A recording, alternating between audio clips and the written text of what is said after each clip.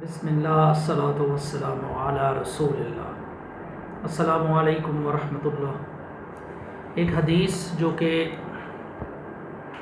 موطا امام مالک میں ہے، مسند شافعی میں ہے، سنن الصغیر بیہقی میں ہے، شرح السنہ میں اور معرفۃ السنن میں موجود ہے۔ یہ حدیث سعید بن المسیب سے مروی ہے۔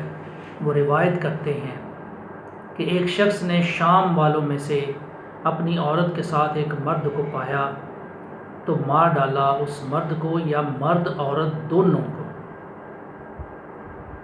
معاویہ بن ابی سفیان رضی اللہ عنہ جو حاکم تھے شام کے، ان کو اس کا فیصلہ کرنا دشوار ہوا۔ انہوں نے ابو موسیٰ اشعری رضی اللہ تعالی عنہ کو لکھا کہ تم حضرت علی رضی اللہ تعالی عنہ سے اس مسئلہ کو پوچھو۔ حضرت ابو موسیٰ اشعری نے حضرت علی رضی اللہ تعالی عنہ سے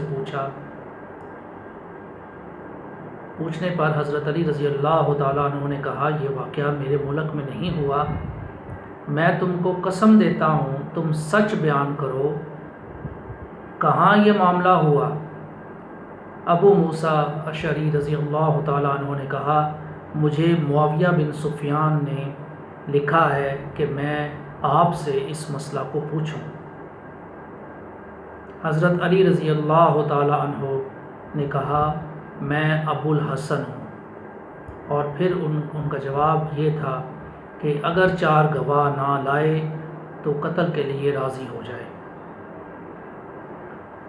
یہ حدیث ایک بہت ہی اہم پوائنٹ بیان کرتی ہے کہ صحابہ رضی اللہ تعالی عنہم مجمعین کس طرح آپس میں ایک دوسرے سے، اگر کہیں پہ ان کو مسئلہ ہوتا تھا کسی فیصلے کرنے میں، تو آپس میں وہ ایک دوسرے سے پوچھا کرتے تھے۔ اور خاص طور پر اس حدیث کے حوالے سے آپ دیکھیں کہ کون کس سے پوچھ رہا ہے۔